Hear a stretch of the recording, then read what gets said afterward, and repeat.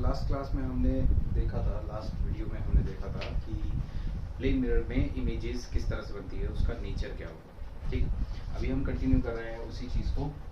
आपका plane mirror का एक क्वेश्चन बनता है कि आपको अगर किसी ऑब्जेक्ट को एच हाइट का अगर देखना है, पूरा हेड टू टो या पूरा पूरा उसको देखना है, तो मिरर का मिनिमम साइज कितना होना चाहिए, ये चीज़ देखने के लिए देखिए। एक प्रॉपर्टी है ट्रायंगल की, ट्रायंगल की प्रॉपर्टी है, मान लीजिए ये ए बी सी ट्रायंगल है।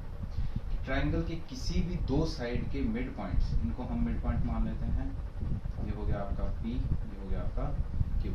ठीक, किसी भी दो साइड के मिड पॉइंट्स को जोड़ने से क्या होगा, एक लाइन तैयार होगी, एक आपकी रेखा तैयार होगी। ये रेखा तीसरी रेखा के क्या रहेगी, समांतर रहेगी, that is PQ is parallel to BC।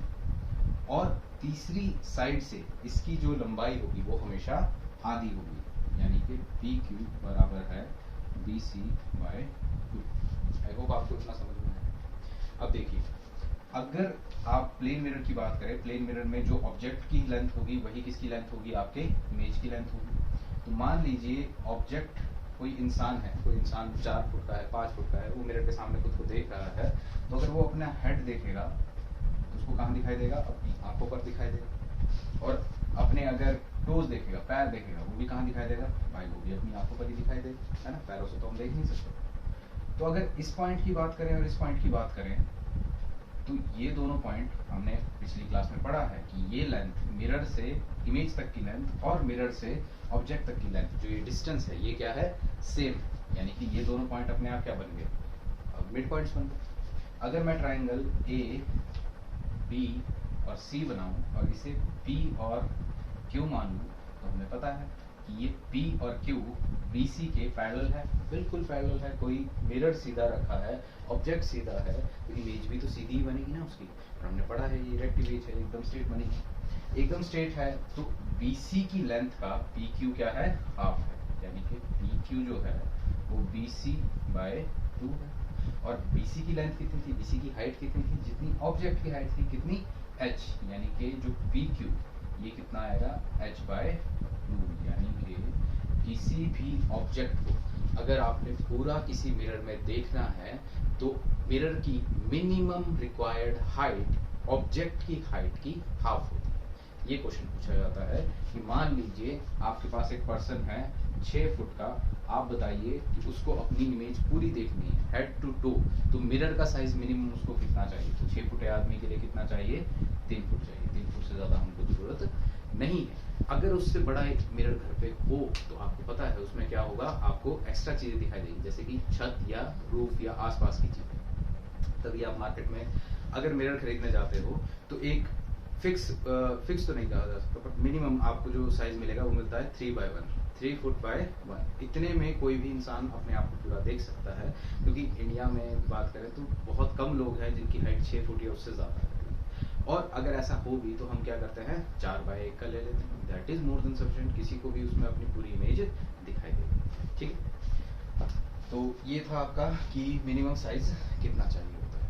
अब बात करें, अगर एक क्वेश्चन पूछा जाता है कि 2 प्लेन मिरर आपको दिए गए हैं, बताइए कि उन 2 प्लेन मिरर के बीच में ऑब्जेक्ट को रखा जाए तो कितनी इमेजेस बनती है। मोस्टली इस क्वेश्चन का आंसर गलत करते हैं। मोस्टली के दिमाग में क्या आएगा कि अगर 2 प्लेन मिरर हैं तो उसके बीच में ऑब्जेक्ट रखने पर इनफाइनाइट इमेज बनेगी, एक के बाद एक, एक के बाद एक, एक के बाद एक बनती चली जाएगी। हालांकि ये गलत है, क्योंकि यहाँ पर इंफॉर्मेशन आपके पास पूरी नहीं है।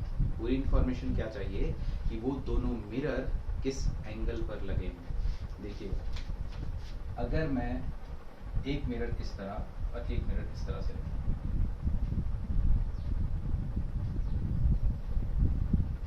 दो मिरर इस तरह से हैं और दोनों आप क्लियरली देख सकते हैं कितने डिग्री पर है, 90 डिग्री पर है। यहाँ पर नंबर ऑफ इमेजेस अगर आपको कैलकुलेट करना है, प्रतिबिंब की संख्या अगर आपको मापनी है, तो उसको मापने का तरीका क्या है।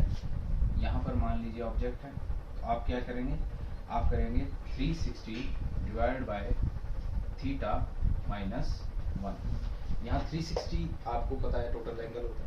थीटा क्या है, थीटा है एंगल ऑफ मिरर, जिस एंगल पर मिरर रखे गए हैं। यहाँ पर बात करें तो मिरर कितने पर हैं, 90 डिग्री पर।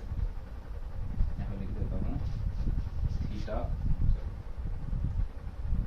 Equals to angle between mirrors, दर्पण के बीच का कोण। अगर इस चीज को सॉल्व किया जाए तो यहाँ पर क्या आएगा, 360 divide by 90 minus 1, that is 4, 4 minus 1 3, 3 images यहाँ पर बनेंगी। मोस्टली इसका आंसर 2 लगाते हैं, क्यों, एक इमेज सर इस तरफ को बन जाएगी, एक इमेज सर इस तरफ को बन जाएगी, बट एक इमेज मेरे भाई इस तरफ भी बनती है। आपके यहाँ पर कितनी इमेजेस बनकर आएंगी, 3 इमेजेस बनकर आएंगी। अब आपके पास कोई भी क्वेश्चन दिया हो कि 2 मिरर हैं 60 डिग्री के एंगल पर है, एक दूसरे के साथ बताइए कि कितनी इमेजेस बनेंगी। आप क्या करोगे, 360 बाय 60, उसको कट करोगे 6 पर जाएगा, 6 माइनस 1 5, वहाँ पर 5 इमेजेस बनेंगी। ऐसे ही जो आप इनफाइनाइट सोच रहे थे वो क्या था, एक मिरर इस तरह से लगा है, दूसरा मिरर इसके पैरेलल लगा है। अगर पैरेलल है, 2 पैरेलल मिरर्स के बीच में एंगल कितने डिग्री का होगा, एंगल होगा 0 डिग्री। फॉर्मूले में पुट करो 360 बाय 0 माइनस 1। अगर किसी भी चीज़ को 0 से डिवाइड करते हैं क्या आता है, इनफाइनाइट, इनफाइनाइट माइनस 1, इनफाइनाइट, यानी कि यहाँ पर कितनी इमेजेस बनेगी, इनफाइनाइट इमेजेस बनेगी। क्लियर? आई होप इतनी बात आपको समझ में आई हो कि नंबर ऑफ इमेजेस किस तरह से कैलकुलेट करेंगे, प्रतिबिंब कितने बनते हैं ये किस तरह से कैलकुलेट होगा आपके पास। क्लियर है? अब इसमें आगे अगर हम बात करें तो आपका जो प्लेन मिरर है इसका यूज पूछा जाता है कि कहाँ कहाँ इस्तेमाल किया जाता है, कहाँ कहाँ उपयोग होता है। मैं यहाँ पर लिख दे रहा हूँ, यूजेस ऑफ प्लेन मिरर। पहला आपको ऑलरेडी पता है, आपके घर में बाथरूम में या आपके ड्रेसिंग टेबल पर ये देखने को मिल जाएगा, है ना, ये कॉमन सा यूज है। इसके अलावा एक इसका इस्तेमाल होता है पेरिस्कोप। पेरिस्कोप आप लोगों ने आई डोंट नो कि डायरेक्टली देखा है नहीं देखा है, 8th क्लास की बुक में ये हुआ करता था, वहाँ पर इसका एक प्रोजेक्ट टाइप, असाइनमेंट टाइप होता था। देखिए कैसे काम करता है। जो सबमरीन्स होती हैं, सबमरीन्स की बात करें तो उन्हें पानी के अंदर रहना होता है, पानी के अंदर है तो उन्हें बाहर की दुनिया का कुछ भी दिखाई नहीं देता है। वो ऑफकोर्स सोनार की हेल्प से चीज़ों को डिटेक्ट करती है, बट एक्चुअल में क्या है उनको नहीं दिखाई देता। तो वो देखने के लिए पानी से बाहर अगर उनको देखना है तो वो किसका इस्तेमाल करते हैं, इस पेरिस्कोप का।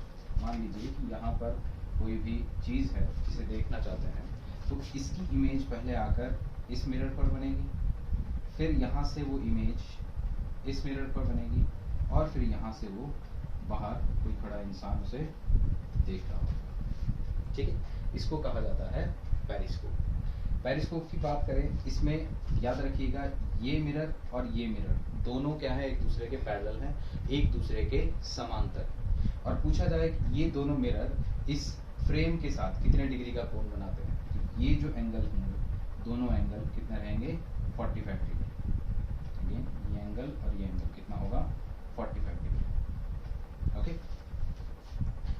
पेरिस्कोप। और आखिरी यूज इसका लिख लीजिएगा, कैलिडियोस्कोप। कैलिडोस्कोप आप लोगों ने आई थिंक नहीं देखा होगा, एक टाइम पे मेलों में बहुत ज़्यादा मिलता था, ये खेलने के खिलौने जैसा था। इसे ऐसे समझिए कि एक इस तरह से 3 मिरर्स को लेंगे, 3 प्लेन मिरर्स हैं, इस तरह से लेंगे और शाइनी सरफेस को अंदर की तरफ रख के पैक कर लेंगे। ऑफकोर्स ये 3 डायमेंशनल फिगर है, यहाँ पर प्रॉपर्ली समझ नहीं आएगा, पर 3 डायमेंशन में इमेजिन कीजिए इस तरह से उसको पैक किया जाए। उसमें क्या करेंगे, पीछे की तरफ से कोई कार्डबोर्ड या किसी चीज़ से उसको ढकेंगे और उसमें एक छोटा सा छेद बना देंगे ताकि लाइट अंदर आती रहे, उसे ट्रांसपेरेंट रखेंगे। और इस तरफ से आपने क्या करना है, उसमें कुछ स्पार्कल्स, कुछ चमकीली चीज़ें या टूटी हुई चूड़ियाँ, इस तरह की चीज़ें आप डालेंगे और इस तरफ से भी क्या करेंगे, उसे गत्ते से बंद कर देंगे, उसमें छोटा सा छेद करेंगे जिसमें से आप देख सकें। और अब जब उसके अंदर झांक कर देखेंगे क्या होगा, वो स्पार्कल, वो चमकीली चीज़ें, वो टूटी हुई चूड़ियाँ, वो अलग अलग डिज़ाइन बनाएंगी इन तीनों मिरर्स के साथ। बच्चों के लिए एक अच्छा खेलने का खिलौना हुआ करता था किसी टाइम पर। आज की डेट में इसका इस्तेमाल बहुत ज़्यादा कम हो गया है, बट हाँ पहले यूज़ हुआ करता था। ठीक है, तो आई होप आपको ये यूजेस समझ में आए होंगे। आज की क्लास में हम इतना ही करेंगे। अगली क्लास में हम बात करेंगे कि रिफ्लेक्शन हमारे किस किस काम आती है। हमने प्लेन मिरर की बात की है अभी, रिफ्लेक्शन कहाँ कहाँ कैसे इस्तेमाल होती है वो नेक्स्ट वीडियो में। Thank you.